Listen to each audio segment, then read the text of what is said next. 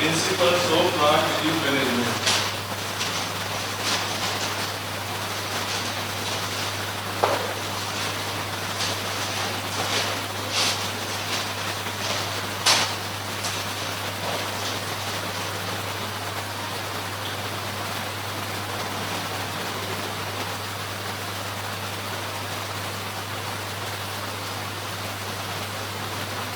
Principles of plant disease management.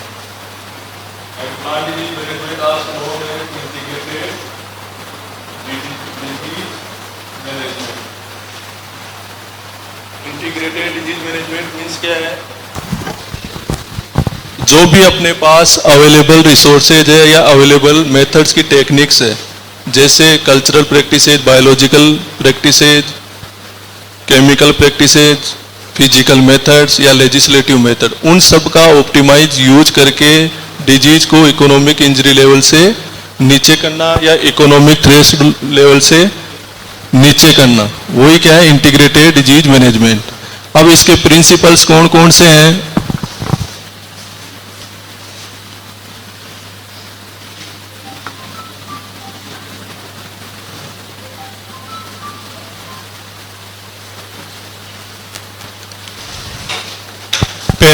Perot एक trick है। First P यानी क्या है? प्रोटेक्शन। सेकंड ई यानी क्या है? Exclusion. Third इरिडिगेशन।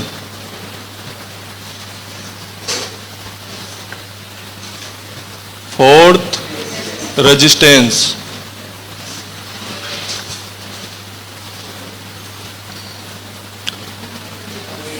Avoidance.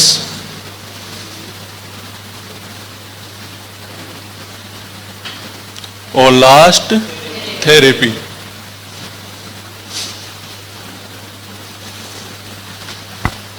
First protection, second exclusion, third eradication, fourth resistance, fifth avoidance और लास्ट थेरेपी। इन सभी प्रिंसिपल से अपन डिजीज या कोई भी एंटोमे जैसे इंटीग्रेटेड पेस्ट मैनेजमेंट है, वो सब इन्हीं प्रिंसिपल्स पे क्या करते हैं? काम करते हैं। फर्स्ट है प्रोटेक्शन। प्रोटेक्शन मीन्स होता है जो भी होस्ट और पैथोजन है उन दोनों के बीच में अपन को डिस्टेंस मेंटेन करना, यानी कि कीप डिस्टेंस। प्रोटेक्शन मीन्स क्या होगा? Keep distance.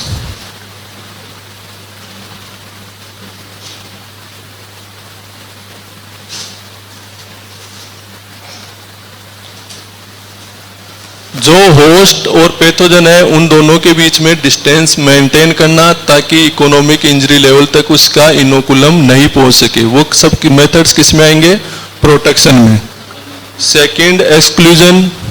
इसका मीन्स क्या होगा? एक्सक्लूजन मीन्स क्या होगा? Keeping safe. अगर मान लो होस्ट और पैथोजन है दोनों आपस में कांटेक्ट में भी आ गए तो उनके इनोकुलम को इतना रिड्यूस रखना कि उससे इकोनॉमिक लॉस नहीं हो। यानी कि जो एक्सक्लूजन मीन्स क्या होगा? कीपिंग सेफ या कीप सेफ।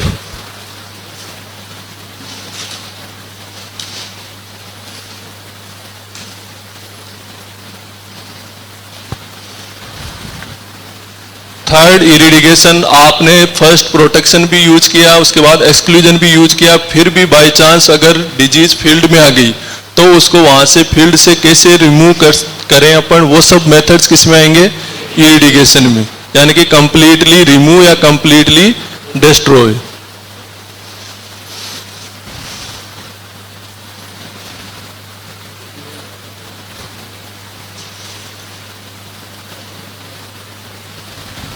फिर नेक्स्ट है रेजिस्टेंस, यानी कि किसी भी to overcome the effect of any microorganism. अब एनी माइक्रो ऑर्गेनिज्म कौन होगा? चाहे वो पैथोजन भी हो सकता है या इंसेक्ट भी हो सकता है। उसके इफेक्ट को कम करना ही क्या है?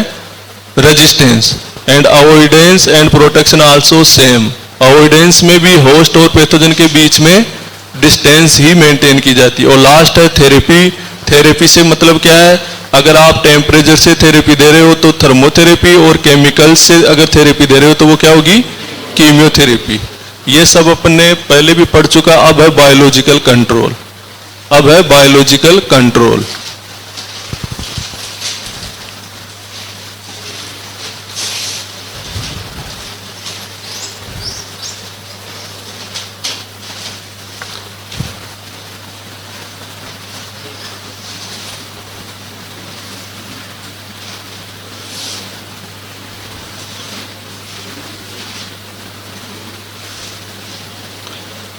biological control. Biological control means use of bioagents. General definition क्या होगी? Use of bioagents like Trichoderma, Pseudomonas, Bacillus subtilis. Use of bioagents like Trichoderma viridi, Hergenium, Pseudomonas, Fluorescens, Bacillus subtilis.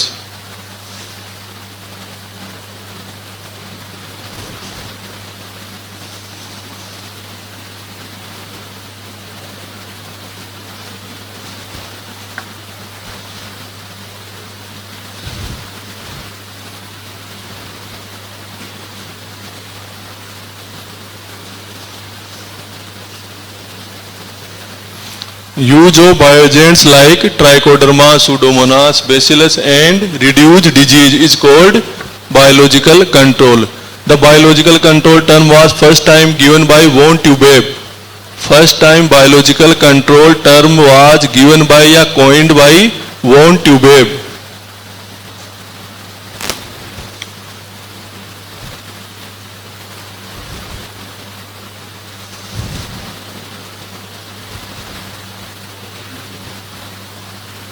In 1914, and major study was done by S.D. Garrett, and major study on biological control was done by S.D. Garrett. S.D. Garrett also known as father of biological control.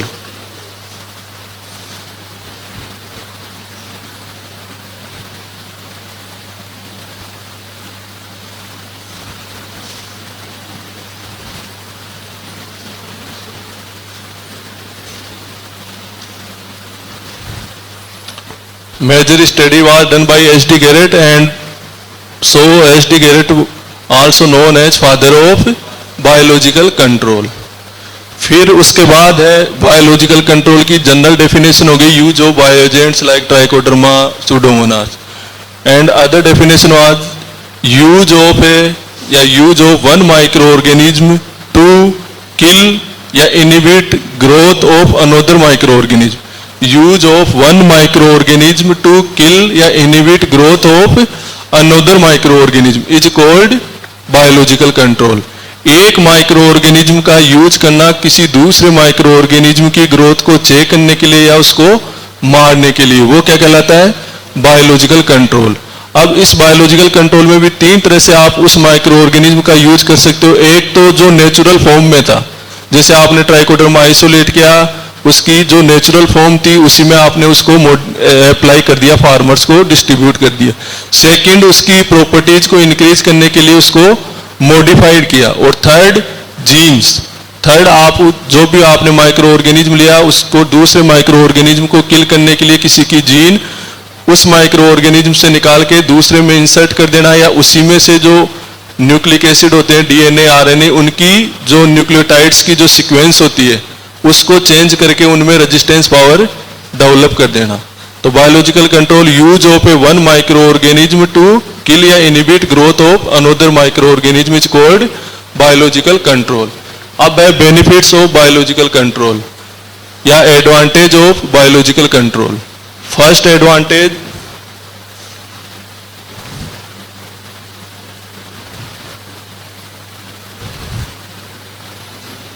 First होगा eco friendly.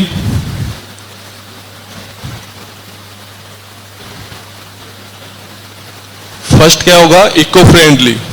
Eco friendly means अगर आप जैसे chemical से apply करते हो तो वो जो एनवायरनमेंट के साथ साथ ह्यूमंस की हेल्थ पे भी अपना क्या डालते हैं? साइड इफेक्ट डालते हैं. इसका बायोलॉजिकल कंट्रोल का ऐसा कोई भी नुकसान नहीं है, डिसएडवांटेज नहीं है. यानी कि फर्स्ट क्या हुआ? ये eco friendly. Second, cheap.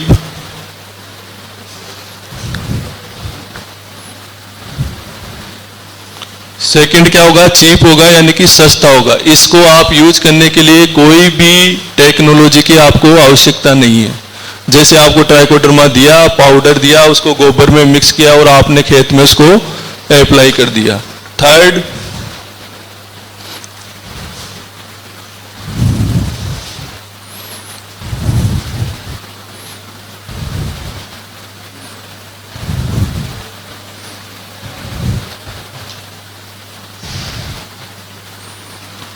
Third, जो फार्मर इसको अप्लाई कर रहा है उसकी हेल्थ पे भी इसका कोई हार्मफुल इफेक्ट नहीं है।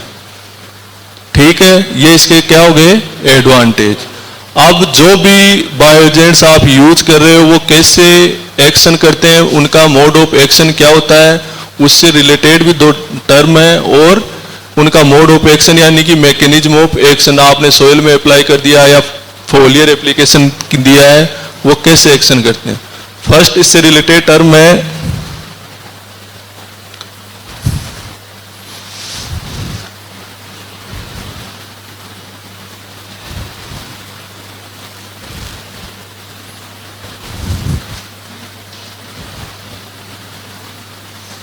फर्स्ट है सरप्रेसिव सोयल। फर्स्ट है सरप्रेसिव सोयल। सरप्रेसिव सोयल कौन सी होगी, इनकी due to antimicrobial activities, इन सोइल्स में एंटी माइक्रोबियल यानी कि जो बेनिफिशियल बायोजेंट्स है उनकी एक्टिविटीज के कारण यह सोयल डिजीज प्रोड्यूस नहीं होने देगी, फील्ड के अंदर डिजीज नहीं होने देगी। वो सोयल कौन सी कहलाएगी, सरप्रेसिव सोयल, यानी कि to overcome the effect of any disease due to antimicrobial activities. वह सोयल जो एंटी माइक्रोबियल एक्टिविटीज के कारण डिजीज नहीं होने देगी, वो क्या कहलाएगी, सरप्रेसिव सोयल।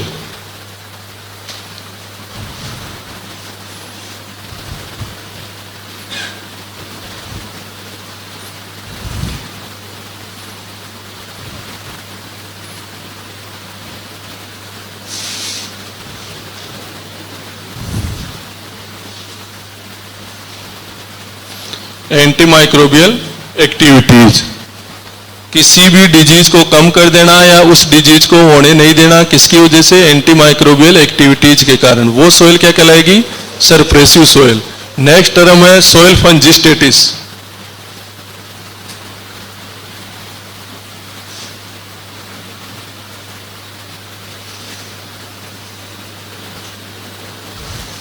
नेक्स्ट टर्म है सोयल फंजिस्टेटिस। सोयल फंजिस्टेटिस क्या होगा, जितनी भी माइक्रो ऑर्गेनिज्म है या जितने भी पैथोजन है जिनकी रेस्टिंग स्ट्रक्चर होती है, सर्वाइवल यूनिट होती है, जैसे फ्यूजेरियम की क्लेमाइडोस्पोर हो गई, स्टेमरोटो मस्टर्ड स्क्लेरोटीनिया की स्क्लेरोसिया हो गई, मैक्रोफोमिना की स्क्लेरोसिया हो गई, पाउडरी मिल्ड्यू वाली फंगसों की क्लिस्टोथीसिया, एपोथीसिया, पेरोथीसिया हो गई। इन सब को वो सोयल एंटी माइक्रोबियल एक्टिविटीज के कारण और कोई भी डिजीज होती है उसके लिए तीन कंपोनेंट यानी कि डिजीज ट्राइंगल, उन तीनों में आपस में इंटरेक्शन नहीं होने की वजह से जो रेस्टिंग स्ट्रक्चर होती है वो जर्मिनेट नहीं हो पाती है। वह प्रोसेस क्या कहलाएगी, सोयल फंजिस्टेटिस।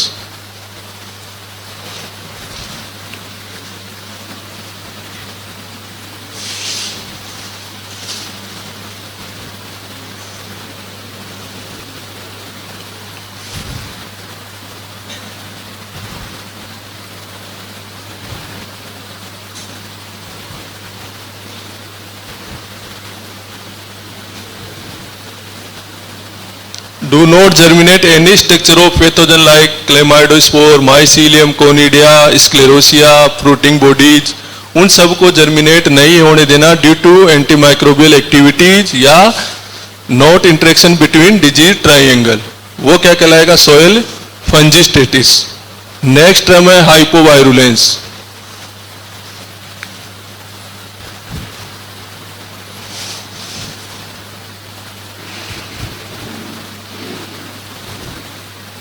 हाइपोवायरुलेंस, वायरुलेंस मींस क्या होता है, ए कैपेसिटी या ability of any pathogen to cause disease, किसी भी पैथोजन या रोग कारक की योग्यता या क्षमता रोग उत्पन्न करने की, वही क्या है, वायरुलेंस। हाइपोवायरुलेंस क्या होगी, उस पैथोजन की जो वायरुलेंस यानी कि रोग करने की कैपेसिटी एबिलिटी है उसको कम कर देना, वही क्या होगी, हाइपोवायरुलेंस। रिड्यूस या ओवरकम द एबिलिटी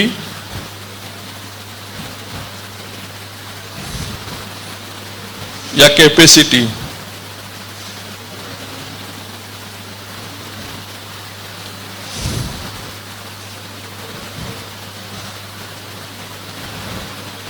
और ये सब किससे होगी,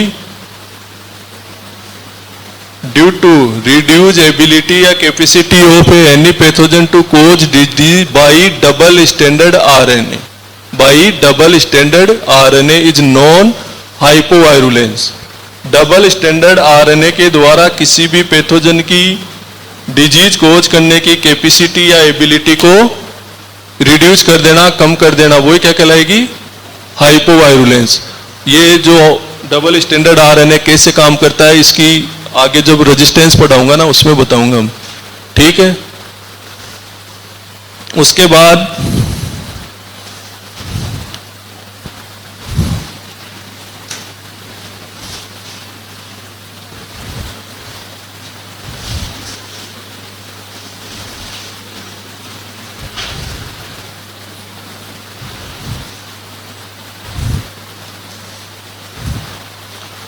कोई भी बायोजेंट होता है, अपन उसको अप्लाई करते हैं, उसका मोड ऑफ एक्शन क्या होता है, मैकेनिज्म क्या होती है ताकि वो डिजीज को कम कर सके। तीन तरह से होती है।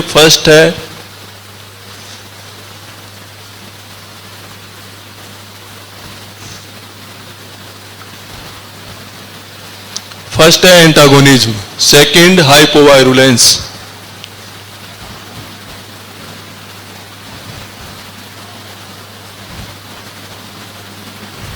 सेकेंड हाइपोवायरुलेंस, और third induced resistance, third induced resistance.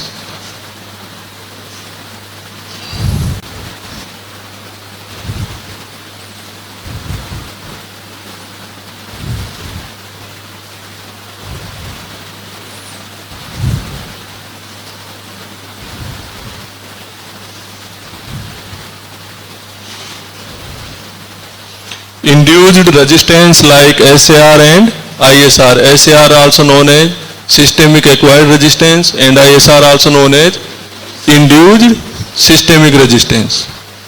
First है antagonism. Antagonism, it is a process in which one microorganism kill to another microorganism through competition, exploitation, antibiotics, predator and parasite process. ठीक है। One microorganism kill to another microorganism through antibiotics process या antibiosis process, second through exploitation, third competition. First है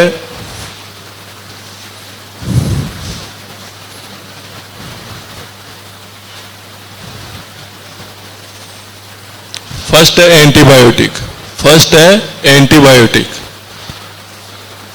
in which one microorganism release a chemical to inhibit growth of another microorganism. Antibiotic, in which one microorganism release a chemical या secretion of a chemical to inhibit another microorganism. For example,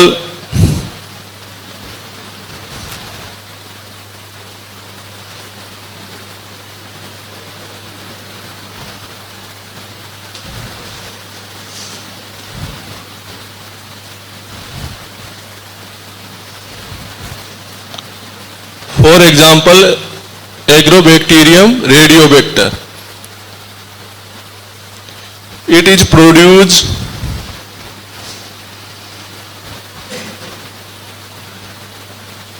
agrocin 84. It is a produced chemical agrocin 84. Agrocin 84 also known as antibiotic. यानी कि जो micro organism जो chemical secretion करेगा वो क्या होगा? Antibiotic होगा। जैसे अपने नॉर्मल फीवर होती है तो अपन एंटीबायोटिक लेते हैं, उसमें वो क्या होता है? उस केमिकल का कंपोजिशन होता है, ना कि वो माइक्रो ऑर्गेनिज्म होता है। ऐसे ही ये एग्रोसिन 84 क्या है? केमिकल है। इस केमिकल एग्रोसिन 84 से अपन कौन से पैथोजन को रिड्यूस कर सकते हैं? एग्रोबैक्टीरियम ट्यूमिफेंसिस। एग्रोबैक्टीरियम रेडियोबैक्टर कौन से माइक्रो ऑर्गेनिज्म को किल करेगा? एग्रोबैक्टीरियम ट्यूमिफेंसिस को।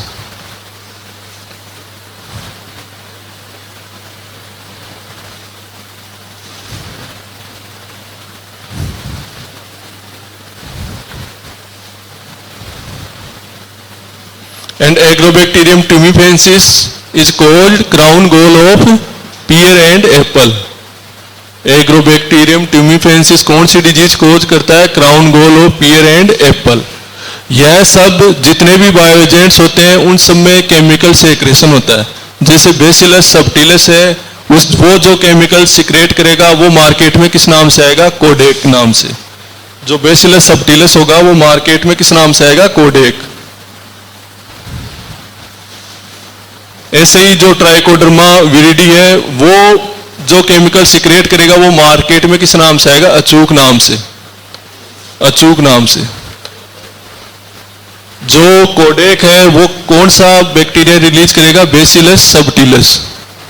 Codec, Bacillus subtilis. और जो ट्राइकोडर्मा विरिडी या हार्जेनियम जो केमिकल सिक्रेट करेगा वो किस नाम से आएगा? अचूक।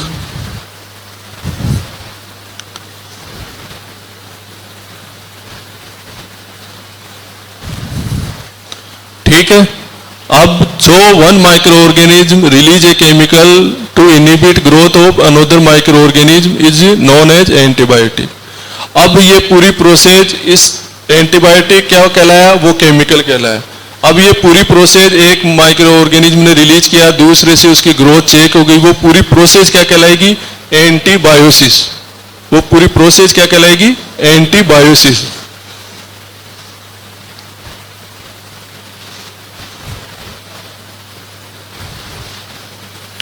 एंटीबायोसिस, वो पूरी प्रोसेस क्या कहलाएगी? एंटीबायोसिस। उसके बाद सेकंड एंटागोनिज्म का सेकंड स्टेप है कंपटीशन।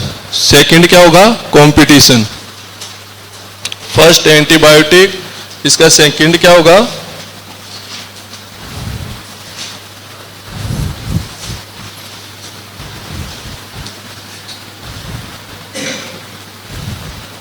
सेकंड क्या होगा? कंपटीशन।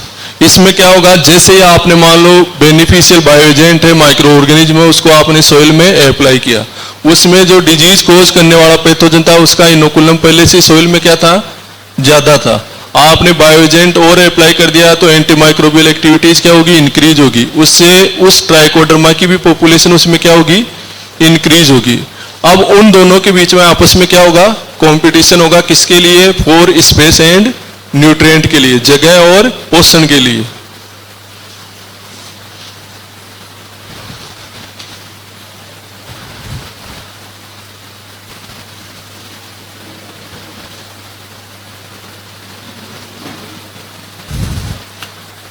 उनके बीच आपस में क्या होगा? स्पेस और न्यूट्रिएंट के लिए कंपटीशन होगा। फॉर एग्जांपल मान लो 100 की पॉपुलेशन थी, 100 की पॉपुलेशन थी उस सोइल में, 100 माइक्रो ऑर्गेनिज्म थे, उनमें आपस में कंपटीशन हुआ। उसमें से 25% यानी कि 25 माइक्रो ऑर्गेनिज्म स्पेस और न्यूट्रिएंट की वजह से जो कमजोर थे वो वहीं पर ही मर गए।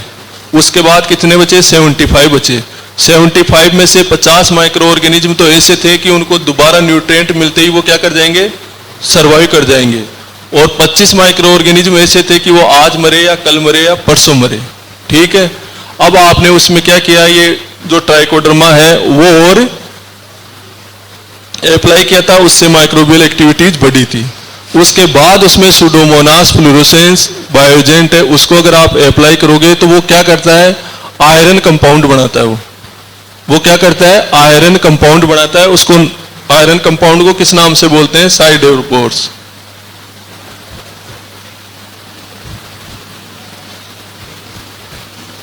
उस आयरन कंपाउंड को क्या बोलते हैं? साइडेरोपोर्स। ये साइडेरोपोर्स क्या होते हैं? आयरन कंपाउंड होते हैं। ठीक है। ये क्या होते हैं? आयरन कंपाउंड है। और ये siderophores generally produce by Pseudomonas fluorescence.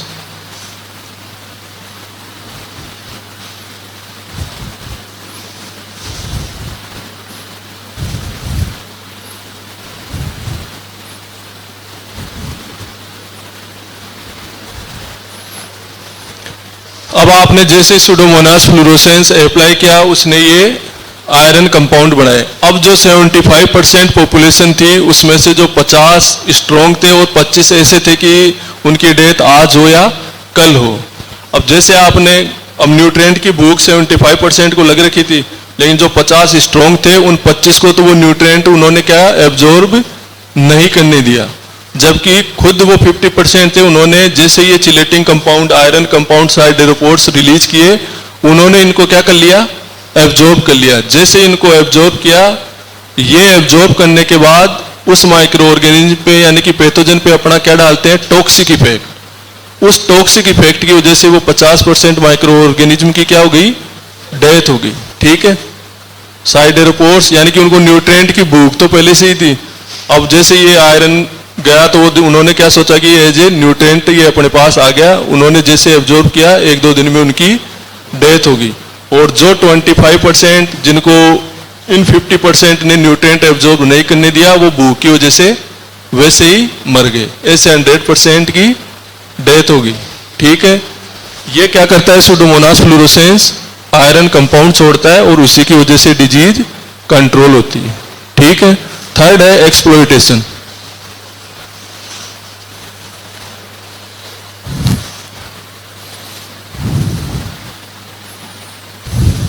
ये याद रखना, साइडेरोपोर्स नाम से आएगा, siderophores is a compound release by generally, और नीचे ऑप्शन रहेंगे सुडोमोनास, बेसिलस, ये वो सुडोमोनास फ्लोरोसेंस। या फिर ऐसे भी पूछ सकते हैं कि साइडेरोपोर्स कौन से न्यूट्रिएंट अवेलेबल कराने के काम आता है, तो वो कौन सा है, आयरन। फिर है एक्सप्लॉइटेशन।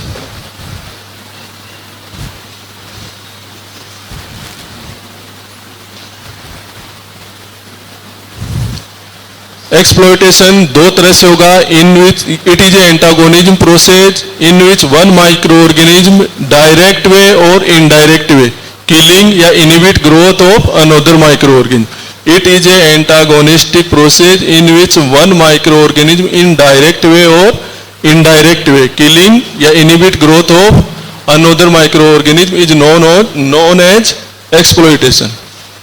अब ये दो तरह से है। फर्स्ट है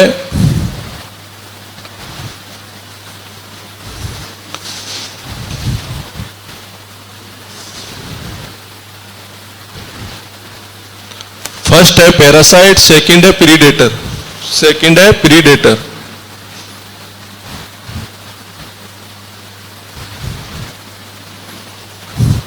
फर्स्ट पैरासाइट, सेकंड है प्रीडेटर। पैरासाइट यानी कि वन माइक्रो ऑर्गेनिज्म जो दूसरा अनदर माइक्रो ऑर्गेनिज्म होगा उसमें परजीवी के तौर पे रहेगा। तो ये क्या होगी, इसमें वो अपना इटियोलॉजिकल रिलेशनशिप बनाएगा, यानी कि अपना उसमें वो माइसीलियम भी फैलाएगा, उसमें अपने जो न्यूट्रिएंट एब्जॉर्ब ऑर्गन है वो भी उसके अंदर एंट्री करेंगे। और एक स्लो प्रोसेस होगी, वो धीरे धीरे जो दूसरा माइक्रो ऑर्गेनिज्म होगा उससे धीरे धीरे वो अपना क्या करेंगे, न्यूट्रिएंट एब्जॉर्ब करेंगे, धीरे धीरे उसको वीक करेंगे, और वो वीक होने के बाद उसकी डेथ होगी। यानी कि जो पैरासाइट है, पैरासाइट प्रोसेस है, वो क्या है, इनडायरेक्ट वे। ये क्या है, indirect way.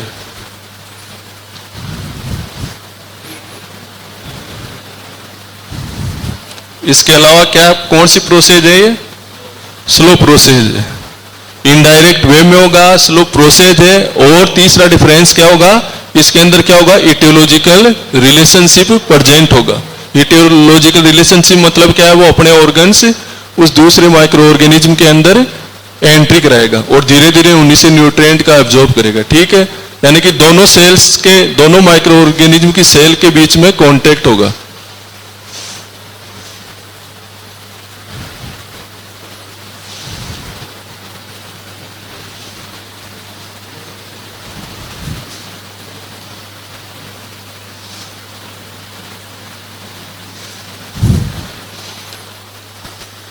And in predator it is a direct method.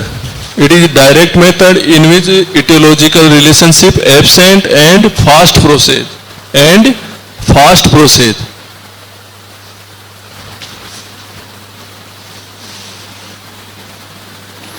Etiological relationship absent और डायरेक्ट वे में होगा।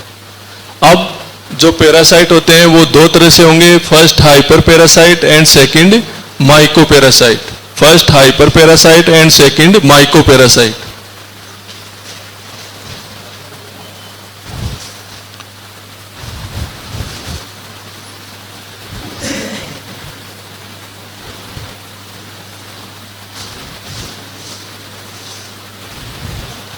First hyperparasite. Hyperparasite means क्या होगा? Parasite plus parasite.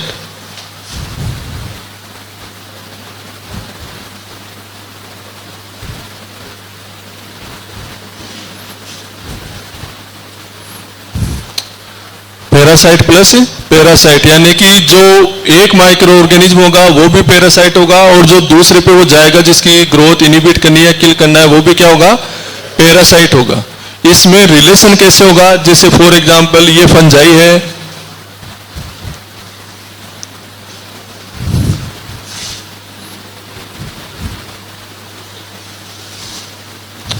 Fungi plus bacteria, या फंजाई प्लस निमेटोड, या फंजाई प्लस वायरस, ऐसे होगा. ठीक है, लेकिन दोनों ही इसमें क्या होंगे? पैरासाइट होंगे. जबकि सेकंड माइको पैरासाइट,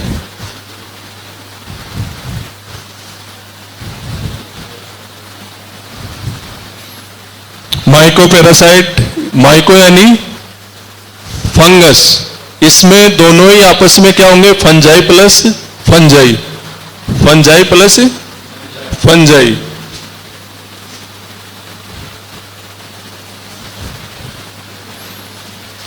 जहां दोनों आपस में पैरासाइट हो, लेकिन relation between fungi and fungi is known as mycoparasite. For example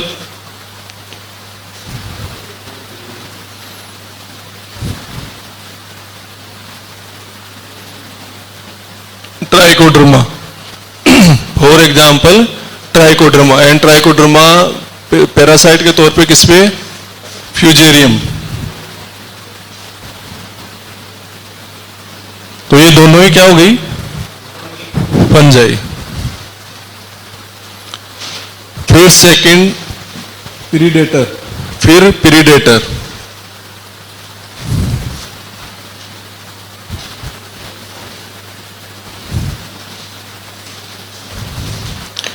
predator.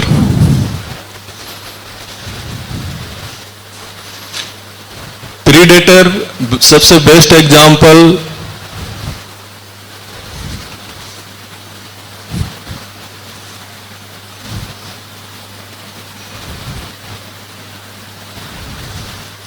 डेलोविब्रियो. डेलोविब्रियो, इसके अंदर क्या होगा? जो डेलोविब्रियो है वो भी बैक्टीरिया है, और ये ईटिंग भी किसकी करेगा? बैक्टीरिया की. यह relation between bacteria plus bacteria.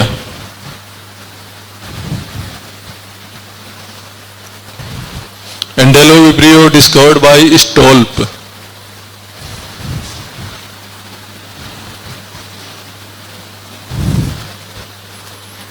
डेलोविब्रियो discovered by स्टोल्प.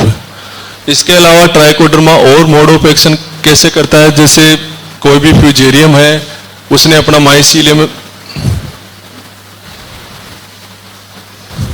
ये फ्यूजेरियम मान लो अपना माइसीलियम इसने फैला रखा है, आपने इसमें ट्राइकोडर्मा अप्लाई किया, तो वो ट्राइकोडर्मा भी अपना माइसीलियम क्या करेगा? फैलाएगा. और वो फैला के इसके माइसीलियम के चारों ओर क्या बनाता है? कॉइल बनाता है. इसके माइसीलियम के इससे चारों ओर क्या बना लेगा? वो कॉइल बना लेता है. ये ट्राइकोडर्मा हो गया, और ये फ्यूजेरियम हो गया. ये यहां से कॉइल बनाने से इसके जो माइसीलियम होता है उसको क्या कर देता है? पूरे को ब्लॉक कर देता है. ब्लॉक करने से वो धीरे धीरे कमजोर पड़ के नष्ट हो जाता है. तो ट्राइकोडर्मा दूसरी तरीके से कैसे काम करता है? कॉइल बना के. ठीक है. सेकंड हाइपोवायरुलेंस किसकी वजह से होती है? टू एबिलिटी या कैपेसिटी, ओवरकम द एबिलिटी या capacity of any pathogen by या through double standard RNA is known as hypovirulence. And induce resistance, जो रेजिस्टेंस में देखेंगे आगे. ठीक.